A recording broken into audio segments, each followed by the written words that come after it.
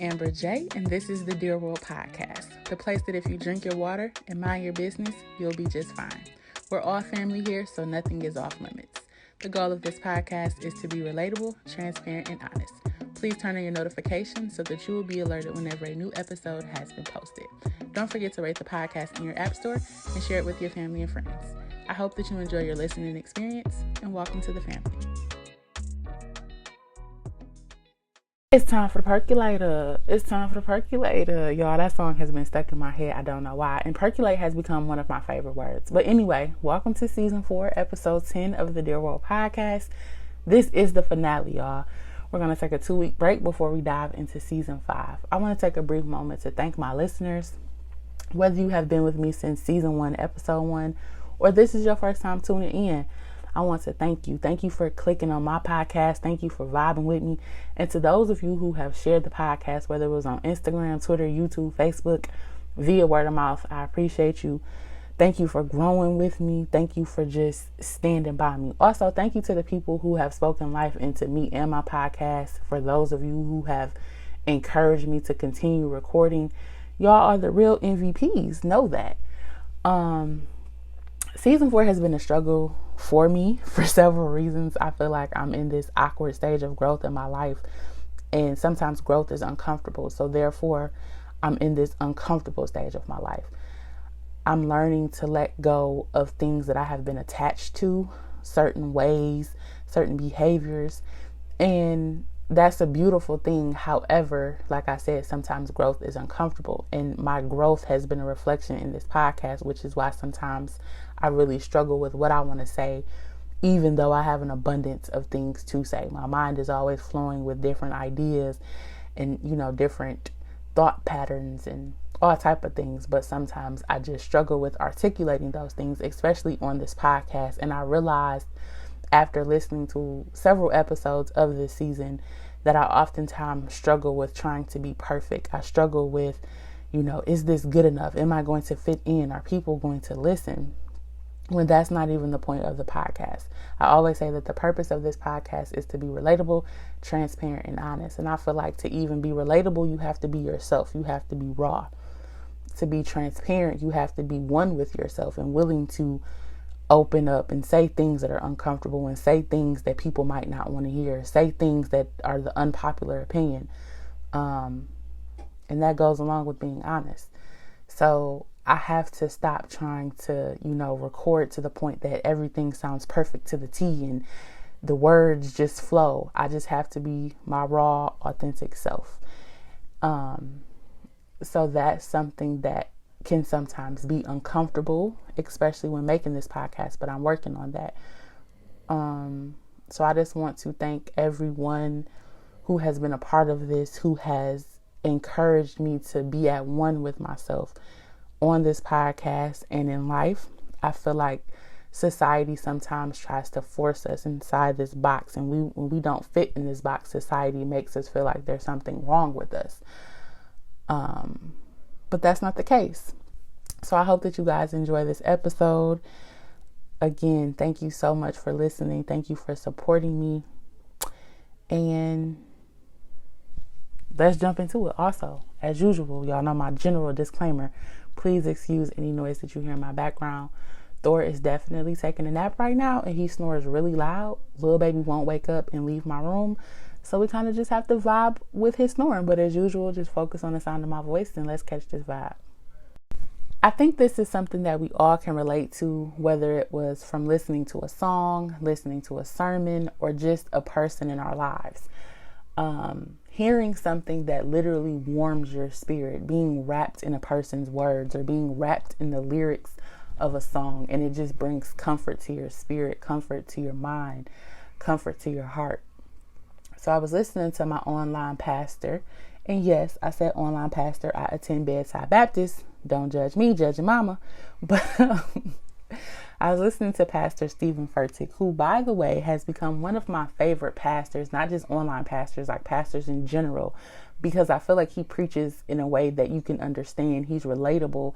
He's blunt. He has a great sense of humor, and he just teaches the word and makes you excited about the word. And I think that's important when you're listening to a pastor and you're learning the gospel. So anyway, he recorded this message on his official YouTube channel, which is Official Steven Furtick. And the title of the message was, "This is a Season of Preparation." And when I tell you I enjoyed the message so many times, I listened to it, then I listened to it again, then I listened to it again. Within the first couple of minutes, I want to say within the first minute of the sermon, he said two things that literally stood out to me. And I had to pause the video, and I pause the video every time I literally listen to this. But he said, destiny is driven by your distinctives, the things that make you different. Second thing he said, the things that embarrass you are the things that empower you to make a difference in your world. Family, excuse me if it sounds like I'm rambling, but I promise you there is a method to my madness. So I was listening to this message, and it's a message that I already knew, but it's one that I needed to be reminded of. It was kind of like I was sitting in church and pastor said, tap your neighbor. And Pastor Steven Furtick tapped me to remind me that it's okay to be different and that I'm meant to be different. He said in the message, and again, the message is, this is the season of preparation. He said, we often want to run from what God wants to use to lead us into our next season, into our new season. And I said, and I had to think about that. And I told y'all, I listened to it. I paused it. I listened to it. I listened to it again, and I listened to it again. And I thought about myself, and I inserted myself into this situation. There are a lot of times where I put myself in a box, where I limit the things that I want to say, or I limit the things that I want to do because I'm afraid to be different. And I know that I'm different, but sometimes being different is lonely. Sometimes being different is scary. Sometimes being different makes you feel isolated. And sometimes I don't like to feel that way. So sometimes I do mask myself to fit in with the rest of the herd. But this was a message that reminded me that it's okay to be different. Amber, it's okay that you're not like everybody else. Amber, it's okay that you walk to the beat of your own drum. These are things, again, that I already knew, but in that moment or in this season of my life, I needed to be reminded of that. Recently, I wrote a poem, literally like 2-3 days ago. I wrote this poem, and I never share my poems with people other than the people that are intimately close to me. So normally it's like my mom, maybe a couple of my friends. And that's because I always feel like they're not going, well, I'm not going to say my mom, but other people, I feel like they're not going to understand my words, or they're not going to like my words. So I limit who I share them with. So I wrote this poem as suggested by my sister's best friend. It's called I Am My Brother's Keeper. And I had no intention of sharing the poem with the world, but I listened to this message, and it reminded me that I cannot be selfish with my gifts, that I cannot, limit myself because I don't want to be different. It goes back to when I said you have to have the courage to be disliked, because the very things that I harbor for myself, or that I allow, a small amount of people to experience, are the very things that are going to lead me into my next season, that are going to allow me to experience the greatest things of my life. So I decided to record the poem, and I posted it on Facebook, and I was very nervous about it even when I was recording the video. I kept messing up. I redid it like 10 times. So finally I was like, F it. This is the final version. This is going to be the raw, uncut version. I can't always try to execute things in perfection, because sometimes flaws make pieces of work great. So I recorded it. I uploaded it to Facebook. And this morning my mom said, I don't think she said, I see you bossed up. I think she said, I think you braved up, or something like that. And she fist bumped me, because yesterday we sat at the table and we had a conversation, and I said, I'm not good at reciting things. I want to post this, but I also don't want people to take my work if I don't verbally say it, or if it's not copywritten or whatever.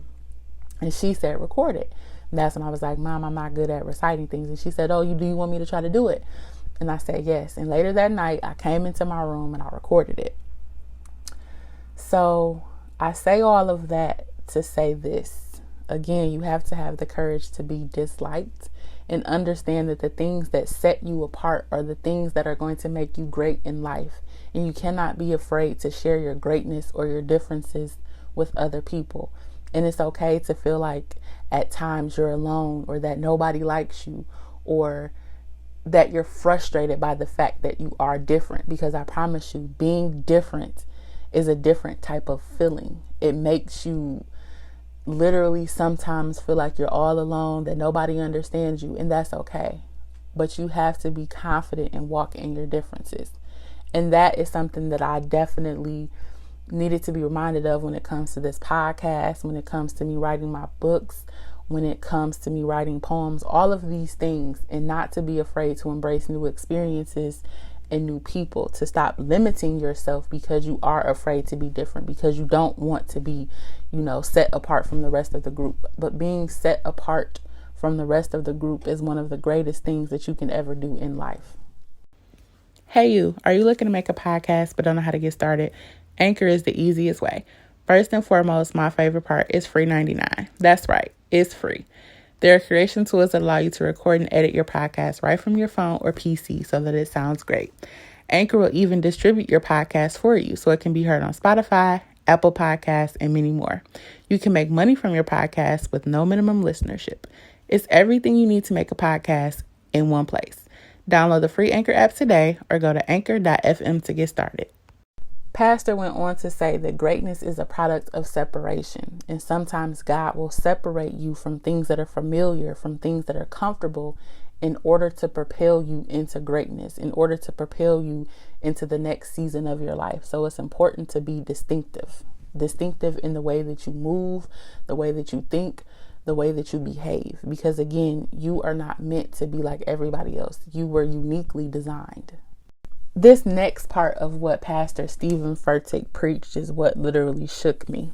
He talked about Moses and how Moses would make excuses such as he didn't know how to talk to people and all of these other things. And God basically said to him, it's not your ability to talk, it's the words that I'm going to put in your mouth. And that resonated with me because I thought about a couple years ago when I did this graduation speech. And I remember being so nervous to the point that I had to take a nervous poop. My stomach was hurting, my palms were sweating. My sister even drove to Cleveland to be in the crowd for this speech. And I remember being welcomed to the stage by the students, because these were students that I had worked with since their 10th grade year. So we were relatively close. They're shouting, "We love you, Miss Graham," and all of these other things, okay? And I remember standing there just like, oh my God, this is really happening. And in those moments where I was super nervous and I tripped up on my word or I forgot what I was trying to say, I would tell a joke. And I don't know where those jokes came from because they weren't written. And when I'm nervous, I'm not quick enough to think on my feet. So I thought back to it after listening to this message. And it was literally the words that God put into my mouth. God gave me those jokes so that I could make it through the speech and I could relay my sentiments to my babies as they were about to walk across the stage and walk into the next phases of their life. And it's ironic because as I was listening to this message, I started to think of other times in my life where God put certain abilities in me. For example, there was this time my mother and I were driving down Gratiot about to make the Michigan turnaround onto 8 Mile. And we saw this man get hit by a car. And for those of you who know me personally, know I don't do well with gruesome things. I don't do well with blood. But in that moment, God gave me the abilities that I needed to help that man. And it's like he distinguished me from other people because other people were just standing around with their phones recording. Oh, that's messed up. That's fucked up. He this and he's that. And I remember just rushing to that man's side to help him. Hey, what's your name? Can you do this? Can you do that? I'm telling other people, please don't move him because you don't know the injuries that he sustained and all of these other things. And God also used me to talk to this lady. She was very shaken up because she was actually the car that hit the man, but it wasn't her fault because the other car had ran the light. And she's just like, oh my God, it's my fault and all of these things. She's very shaken up. And I just was able to talk to her and try to calm her down. And in that moment, God used me in that situation. I don't believe in coincidences. I believe God places people in the right place at the right time. So that was another time that I thought back to, that it wasn't, my words, it was the words that God put in my mouth, or it wasn't my abilities, it was the abilities that God instilled into me. So it's important to be able to separate the view of yourself with the view that God has of you.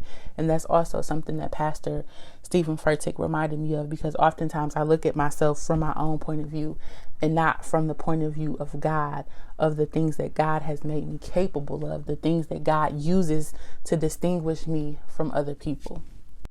And if y'all haven't listened to anything else that I've said, please listen to this. I know sometimes we get irritated by what we used to have, who we used to be with, what we used to be doing, where we used to live, and all of these other things. And I say that because I'm that person sometimes. I'm like, oh my God, when I was in Ohio, I was doing so much better financially. I didn't have any debt. I was in a good headspace. I was this and I was that. And then I came back to Michigan and this happened. And I often, reflect on my past, and I get frustrated because I'm not in those positions anymore. Then I think about where I am presently and I'm uncomfortable, and I get frustrated because I don't have X, Y, and Z, or I don't have what I used to have. And then I think about where I want to be and where I want to go.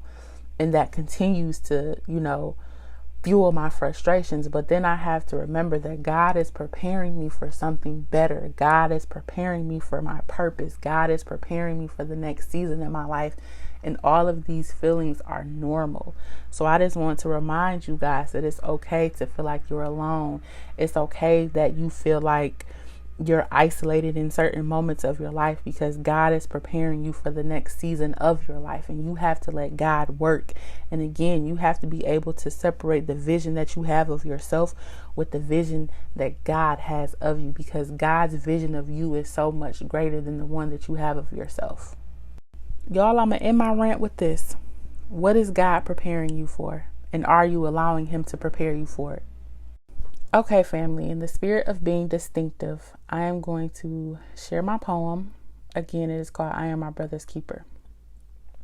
My brother's black skin is all the ammunition that you need to shoot.